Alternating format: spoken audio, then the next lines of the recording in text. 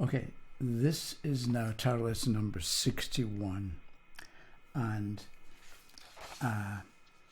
somebody, Louw, L-O-U-W, left a comment, and I wanted to answer the comment because Louw wanted to know, isn't sure about how the tarot works, and can you do damage to yourself or other people using tarot cards? That's kind of the question, and it was a follow-on from the question I asked last time in lesson 60. Are my friends reliable or trustworthy? And let's say I ask you, are my friends trustworthy? And you say yes, and it turns out that they're not.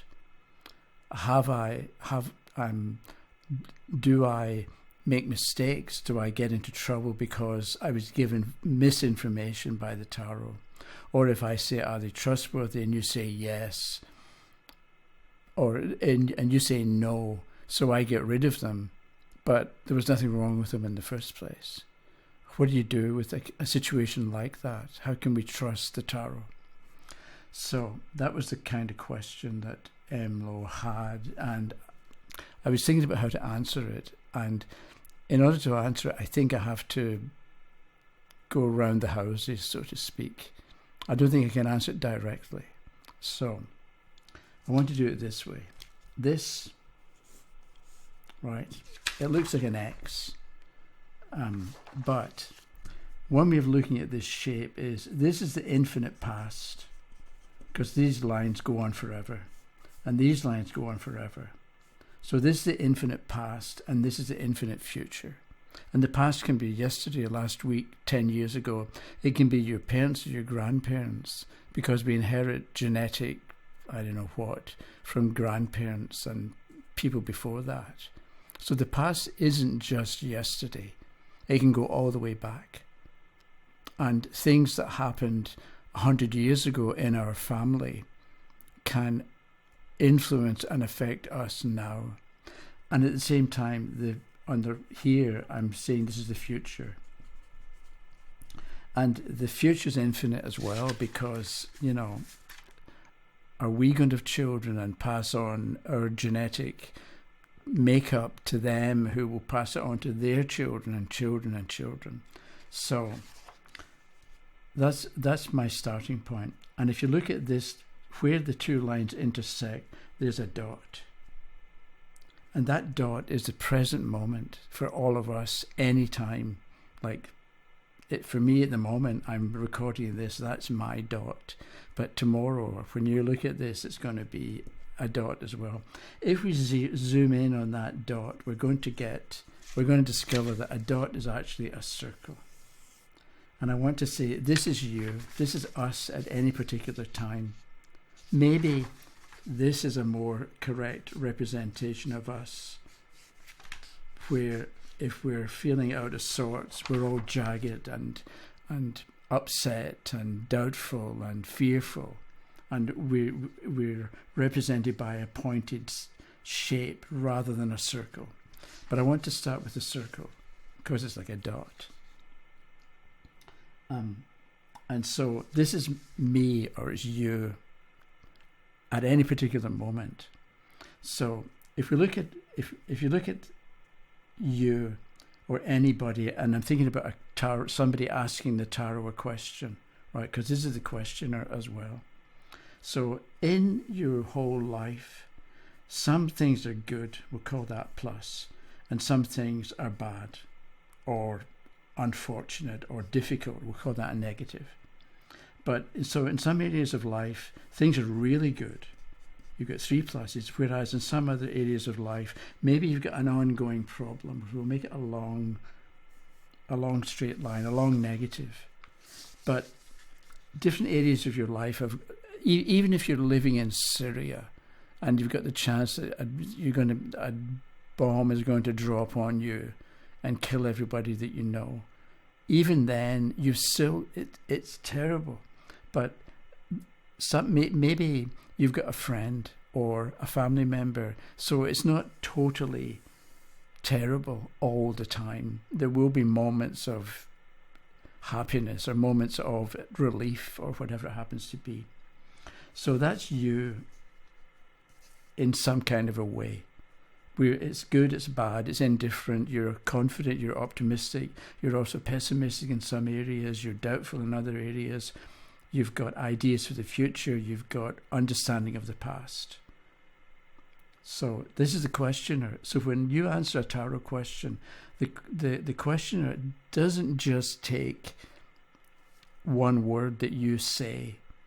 The answer has to be incorporated into this whole being that the questioner already is.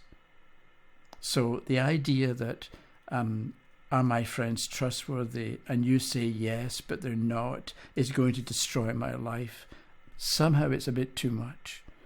So if you say they're not trustworthy, then maybe I'll put a question mark over here, or maybe I'll realize something. Because when you talk to let's say this is you, and you talk to a friend tomorrow, the friend's going to say something, so maybe they tell you something and you get a little bit of new information coming in.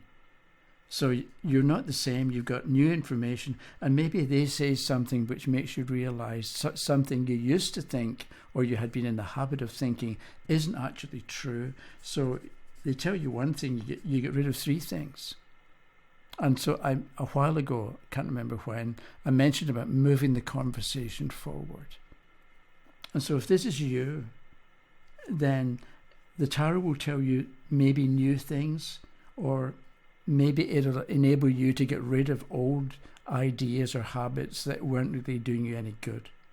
And maybe a tarot reading looks like this, where you've got not just one point, but you've got this huge moment of insight or really interesting and inspiring message that you get. And that can change you a lot, and maybe a whole lot of stuff goes out over here. So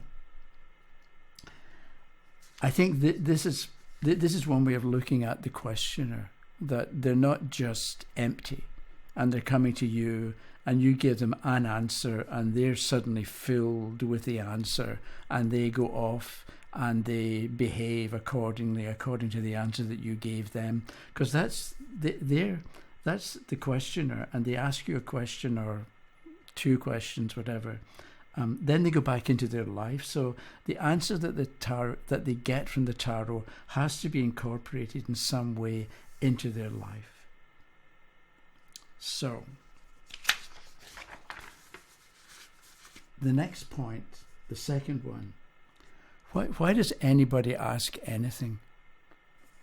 And maybe we go back to here. Let's say I was the questioner, and I say to you, are my friends trustworthy? That question doesn't just come from nowhere.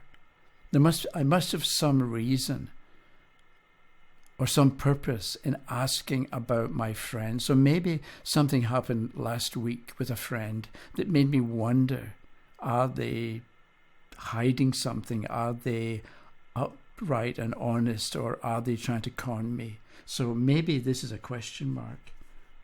I've got a question mark in some way, or maybe I've got a friend and somebody told me something about the friend and I don't know whether to believe it or not. So if somebody asks a question like, are my friends trustworthy? They have some kind of reason for asking it. And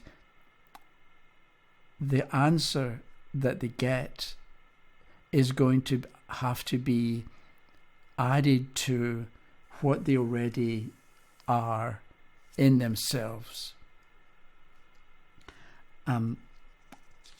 So I don't think that if somebody asks a question, are my friends trustworthy? And you get, let's say, the Nine of Swords reversed, or the Nine of Swords outright, yes, they're trustworthy, and they're good for if things are going wrong or things are going badly in your life. You can turn to them and they'll give you good information or give you good help. Whereas, are my friends trustworthy? The King of Batons upside down. No, they're not, because they're in it for themselves. So let's say that's the answer. I don't just take the answer and then change my life totally to suit this king of batons upside down. I have to. Some messages may be more clear, at least as I see them, than other messages, because sometimes you give the questioner an answer and it's obvious and it's clear, but other times you tell them an answer and they've got to think about it for a while. So I don't think it's as simple as a black and white yes or no. It's yes, but do something with the information, or it's no, but maybe if I say to you that no, your friends are not trustworthy, it can get you thinking and paying more attention to the friend's behavior and how they act and react. But I think as well, are your friends trustworthy? You don't just say yes or no. You explain why yes or why no. And you talk about, so maybe are the friends trustworthy? The Empress upright, yes, and they're friendly and sociable and they like people and they're good with people and they're a source of comfort for other people and they like people to be, happy. Whereas if the Empress is upside down, no, they're not trustworthy because they pay too much attention to what people think or what people say. And so the Empress can be somebody who runs a group of people. But with the Empress upside down, maybe your friend is too much of a follower and they need somebody to look up to or somebody to follow or somebody to tell them what's right and what's wrong. So by you telling them, no, your friends aren't, this particular friend that you've got in mind isn't that reliable because they're too dependent on a strong individual in their midst or a strong individual that they respond to, you're giving the questioner the chance to pay more attention to what's going on and to begin to figure things out for themselves. And then I thought of, there's a line in Shakespeare in Julius Caesar where Brutus says, there is a tide in the affairs of men which, taken at the flood, leads on to fortune. Which made me, because I said to myself at one point, wondering about Louw's question, why does anybody ask anything? You go out for drinks with somebody, or you go to a cafe and you start talking. Why does anybody say anything? And then the quote from Shakespeare came to mind, there's a tide in the affairs of men. So maybe, and it's because tide, and then in the next line he talks about taking out the flood, when there's momentum going, it leads on to fortune. If you take advantage of the moment that the idea comes. So it's easy to think that the tide refers to the economy or the government or something big and powerful. But it occurred to me, why does anybody ask anything? Maybe the tide that in the affairs of men is actually a part of us as well. Maybe it's our inner guide, our inner self, our wise self, our angel, our soul, our spirit, our conscience, whatever it happens to be. And the tide is always guiding us. But most of the time, we don't pay any attention, or we reject it, or we slam the door in its face. Whereas if we would listen to our inner knowledge, our inner self, our inner guide, and listen and pay attention and obey, or do what we think, it leads on to fortune, good fortune. So, and I think, let's say you come in the front door and you kick off your shoes and they're in a pile at the front door. And you think to yourself, oh, maybe I should put the shoes side by side and leave neatness and orderliness behind me. That can be your inner guide. When I talk about a tide in the affairs of men, it can be a little voice or a little thought small, simple thing that you can do in 5 seconds. But so often, how many times a day do you have the chance to do something that might lead to good fortune, but you don't bother, or you reject it? You think, nah, it doesn't matter, or I'll do it later. Whereas, what would happen in your daily life if, when you get this idea, okay, I'm sitting here and I finished with this cup of tea or coffee, whatever, I should take it to the kitchen and put it in the sink. Now I'll do it later. What would have happened? How would your life have improved if you had listened to yourself and taken the 10 seconds effort to go to the kitchen with the cup and put it away? Then you're leaving orderliness and neatness behind you. What does your infinite future look like? Here, because that's your past. You drank the tea. That's your infinite future. What does it look like? Are we going to listen to ourselves and begin to recognize that we're actually quite wise if we would listen to the ideas that we've got and do something with them instead of rejecting them or instead of ignoring them? And that, I think, goes back to Louw's question and doubt about the tarot. Why does anybody ask a question? If I want to know about my friends, I had some reason for asking about my friends, and so tell me the answer. The Wheel of Fortune upside down. Watch out, because the Wheel of Fortune happens to be fortune going against you. So don't be surprised if they don't do what they say they'll do, or do something the opposite of what they say or what you expect. And that's a bit of knowledge or wisdom that you can add to this diagram of you so that you can live better.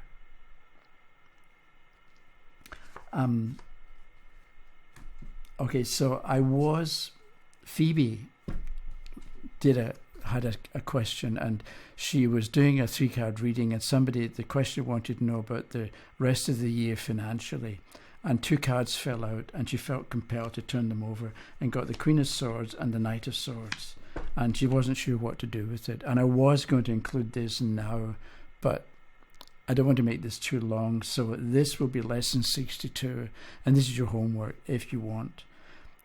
What does the rest of the year look like for me financially? And the answer is the Queen of Swords and the Knight of Swords. What would you say? And the question was a woman. What would you say with these 2 cards? And I'll give you a second opinion in lesson 62, which, because today is Wednesday, is it? Yeah, Wednesday. So Thursday, Friday, Saturday, Sunday, Monday. I'll be back on Monday. So in a way, there wasn't much about the tarot in this one, but really it was all about the tarot and readings. So you can let me know what you think, or agree or disagree. But I hope you found it interesting. So goodbye.